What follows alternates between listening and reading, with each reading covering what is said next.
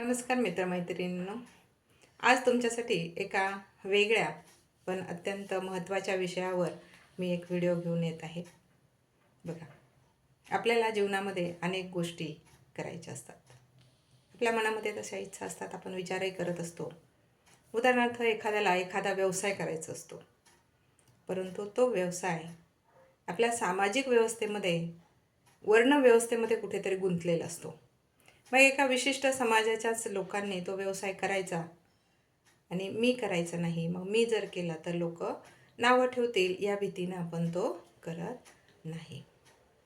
बघा, अगदी छोट्या छोट्या इच्छा असतात काही लोकांच्या किंवा तरुण पिढींच्या सुद्धा. एखाद्याला एखादं हॉटेल टाकून बघायचं असतं, वडापावची गाडी चालवायची असते, चहाची टपरी टाकून बघायची असते, कोणाला पार्लर चालवायचं असतं. पण परत आपल्या सामाजिक प्रतिष्ठेमध्ये आपण अडकतो आणि किंवा घरच्यांना काय वाटेल, इतरांना काय वाटेल, नातेवाईकांना काय वाटेल, समाजातील लोक काय म्हणतील या भीतीनं परत आपण आपले विचार बदलून टाकतो. एखाद्याला फिरायची आवड असते, एखाद्याला मेकअपची आवड असते, एखाद्याला छान छान कपडे परिधान करण्याची सुद्धा आवड असते. अशा अनेक आवडीनिवडी आपल्या आयुष्यामध्ये असतात, परंतु आपण त्या करत नाही. कारण का? लोक काय म्हणतील. बघा, सबसे बडा रोग क्या कहेंगे लोग. आणि मग अशा प्रकारे ही नावं ठेवणारी लोक तरी कोण असतात? आपल्यातलीच असतात. त्यांनाही हे सगळं करायचं असतं, जीवनामध्ये त्यांचं हे सगळं करायचं राहून गेलेलं असतं. आणि मग त्यांना ते करता आलं नाही तर ही लोक काय करतात? जे कोणी करत असतील, जे कोणी पुढे जात असतील, त्यांना नावं ठेवतात. त्यांचा आत्मविश्वास कमी करण्याचा प्रयत्न ते करत असतात.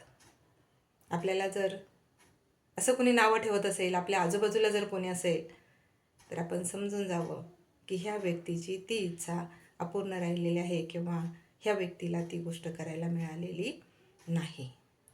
बघा, जीवन आपलं आहे, तर या जीवनाचा आनंद आपण घेतला पाहिजे. मस्त जगा, मस्त राहा, आपल्या आवडीच्या गोष्टी करा आणि लोकांकडे लक्ष देऊ नका.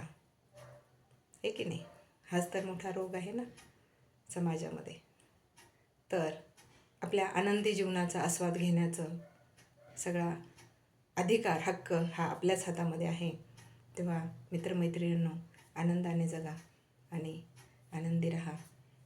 व्हिडिओ आवडल्यास लाईक, शेअर आणि सबस्क्राईब करा. असेच नवीन व्हिडिओ आपल्यासाठी मी घेऊन येत राहील. आपल्या एका लाईक आणि सबस्क्राईबने आमचा आत्मविश्वास वाढत असतो. धन्यवाद.